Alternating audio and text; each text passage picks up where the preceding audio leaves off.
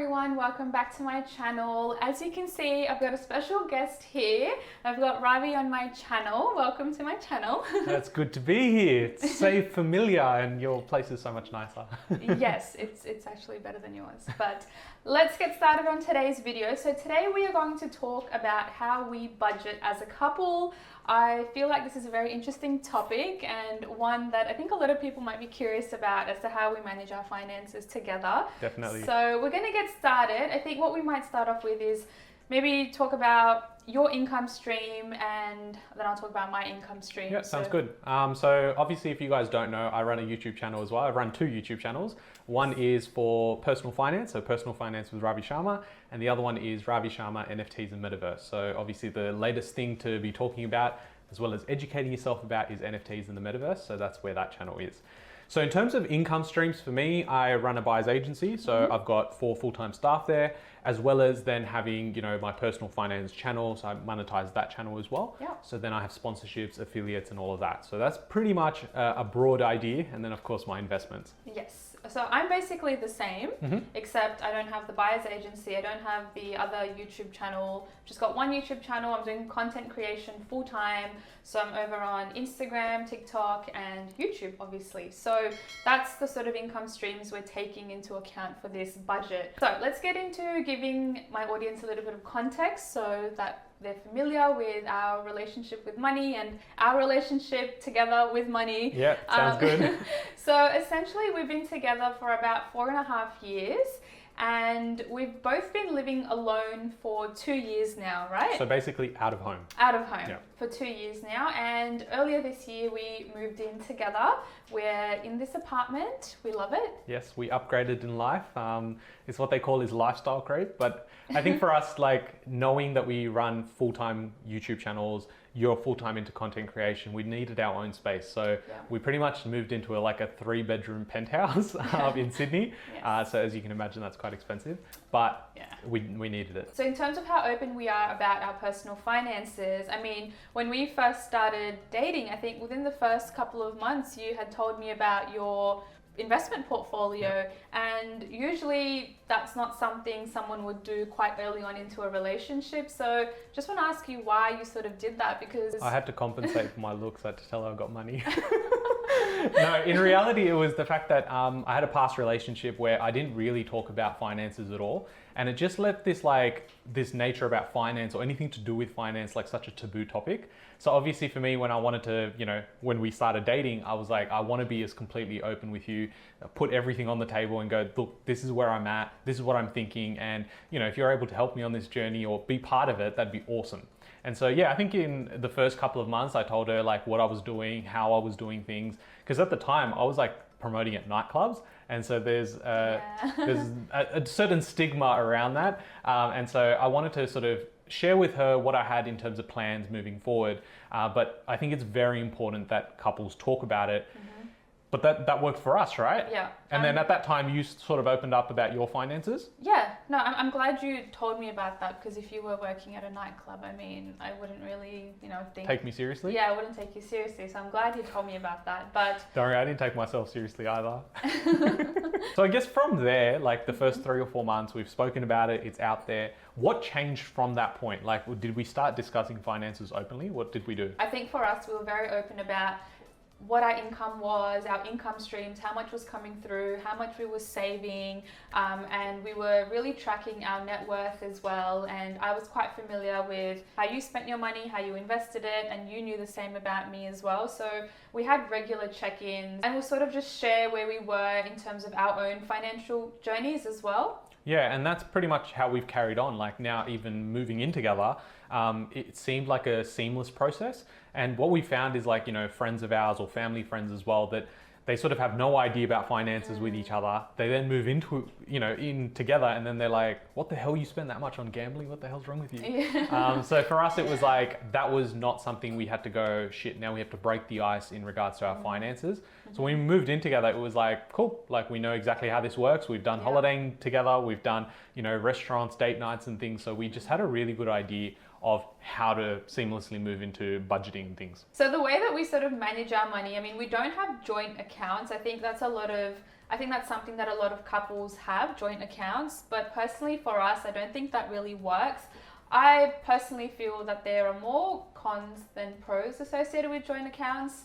I mean, what are your thoughts? Yeah, I agree. I mean, again, everyone's different, right? But for us, it really worked and made sense. And I think the biggest thing is, like, being an entrepreneur or running your own business, you sort of go, I don't want to be answerable to someone.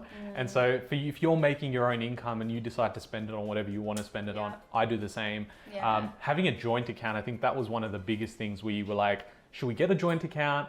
And then you're almost like, I'm going to have to like cross-reference, what am I spending it on? Is that the pool of money we're working with? I'm like, shit, man, we're too busy for that sort of stuff. So you manage your shit, I manage my shit. Yeah. So in terms of some of the risks that I see with joint accounts, I feel like there could be money problems, and because of money problems, that affects your relationship. I mean, we can already see with a few people around us as well. Money does play a big part in terms of relationships and how smoothly those relationships run. Another risk as well, I think you sort of lose privacy over your own money. The fact that someone else's eyes are also viewing that bank account as well, and especially if you're putting your own money into that joint account, you may feel guilty for spending it, especially if you pull your entire sort of income or your salary into it. I think that's a bit hard. Yeah, I mean, the only point I'll add to that is that, you know, when you're out there and you've got your own funding there, you're now like accountable to yourself as well. And so sometimes I find that even with the strategy sessions I run, I talk to both females and males.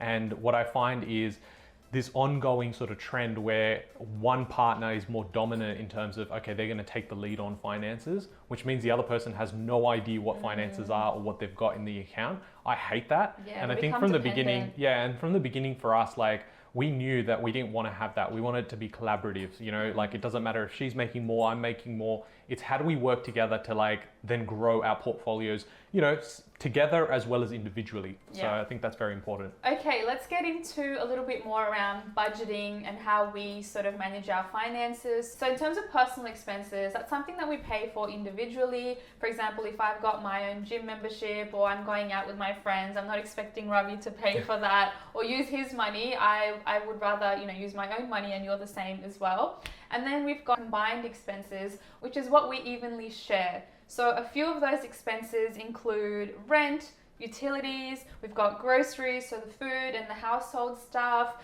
we've got restaurants, entertainment, petrol, car maintenance, and subscription services. So we're going to take you through our budget and really show you who sort of takes responsibility of what expense and how we break it down. Now, it's probably a good time to mention that we are not financial advisors, and what we do can be very different to what you do. So definitely take your own strategy, understand what your risks are as well before you go ahead and say, hey, I'm gonna, you know, have a joint account with my partner or whatever it is.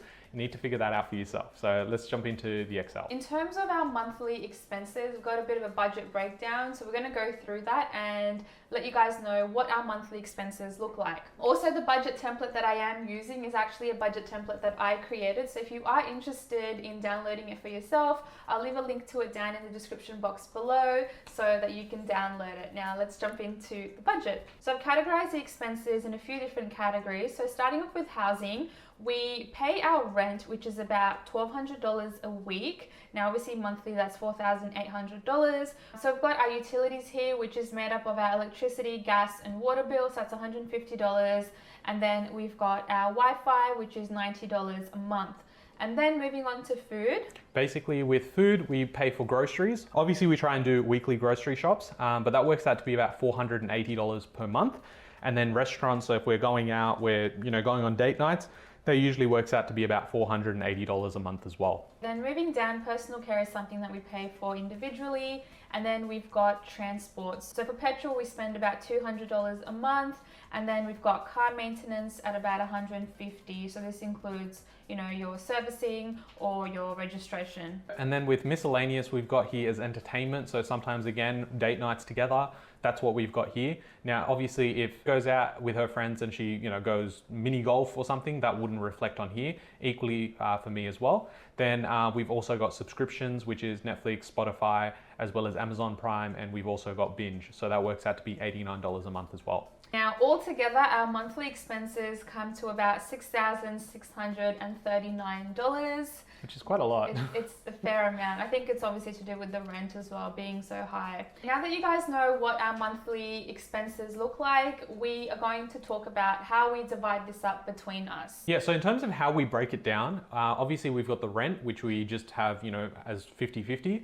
And then I pay for basically the groceries and the restaurant. So if we're going on date nights, I would pay for that. And then Sanjna would then take care of the other half of the rent. So we just go fortnightly. And then you would take care of other things like utilities, right? Yeah, everything else that we mentioned, I would then take care of it. So essentially, if we were to calculate how much that was, I end up paying for that month about $3,279. And then Ravi pays $3,360. And that leaves a difference of about $81. But then again, our groceries could be higher, or entertainment or restaurants could be higher. So it's pretty even. And to be honest, like, we're not the type that, if she pays for coffee, like while we're at cafe and I don't have my card on me, we're not going to do like a monthly sort of review and go, oh, you owe me 50 cents. We're not about that. Yeah. We sort of just take care of each other like that. And then at the end, if we figure out that we've spent a lot more, like let's say when we're moving houses, we're buying furniture, if one person just happened to have their card on them that day, they may have paid a lot more than the other half.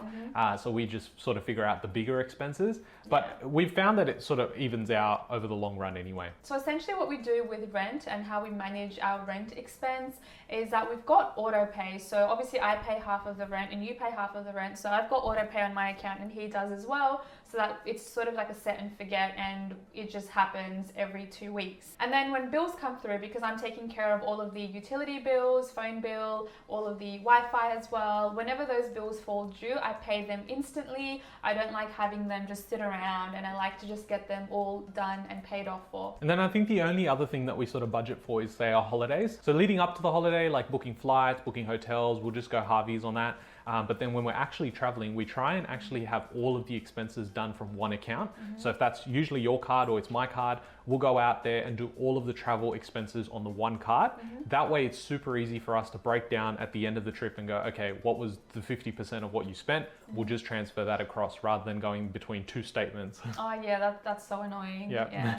We did that on one of the trips and I was like, dude, kill me. I mean, there are apps like Splitwise as well, which you can use, but if you're on holiday, you don't want to be sitting there expensing every little item. It just gets very tedious and you do forget. So if one person can just pay for it and then we just have it at the end. Yeah. Alrighty, so just to wrap up very quickly, I think basically the purpose of this video, or the message that we wanted to share, was that we want to just normalize talking about personal finances with your partner. Yeah, it's super important. Like even when I'm talking to people about, real estate investing and whatnot, whether it's crypto, NFT, whatever it is, like you often find one knows more than the other, but they're not working together. The amount of times I've had a conversation with someone and I go, okay, so how much is in your wife's balance, or how much is your, how much is your husband's super balance, and they just don't know. So I think it's just having these conversations is actually healthy, and it also helps keep you guys motivated, right? For us, knowing that I have a budget or I've wanted to go towards saving towards something, or it was a goal, if I didn't get there, I want someone to keep me accountable as well. So, we're able to feed off each other's, energies, as well as looking at finance as a whole to go, well, that's the foundation for a lot of things. If we can sort that out, you're not going to have, issues around finance, and financial stress is major for a lot of people. So it just made so much sense for us. Also, another thing I wanted to mention as well, I mean, speaking to a lot of my girlfriends as well, they've got partners, and whenever I do ask them whether they know about their partner's, financial situation, or do they know about yours, they never have these sorts of conversations, and they usually tend to say that, oh, my partner just takes care of all of the expenses, I don't really know what's going on. And I think that's one of the reasons why us females sort of fall behind in terms of managing our own expenses. We're not actively involved in, investing into stocks, ETFs, crypto, NFTs, real estate. So I think this is something that's very important. If your partner is taking the lead, I think it's important for you to get involved and ask those questions so that you're on top of it as well and you're aware of what's going on, because to say you guys aren't together anymore, you're going to have to manage these expenses on your own, and instead of everything coming crashing down and on your shoulders, you want to be comfortable and you want to know that you can actually manage your own finances. So I think ask those questions, stay on top of it, learn about personal finance, educate yourself, because it's so important. Okay guys, so that's everything that we wanted to share today. And in this video, we actually focused on the budgeting side of things, but if you're interested in how we invest as a couple, what are the things that we're looking at, then definitely go and subscribe to my channel, which is linked in the description below. Yes. And over there, we're going to do part 2 of this conversation around how we actually go out and invest and what sort of things we're looking at. So if you're interested, subscribe to that. And if you're new here, subscribe to this channel too. Alrighty guys, thank you so much for watching. I'll catch you guys in my next video. Bye. See you later guys.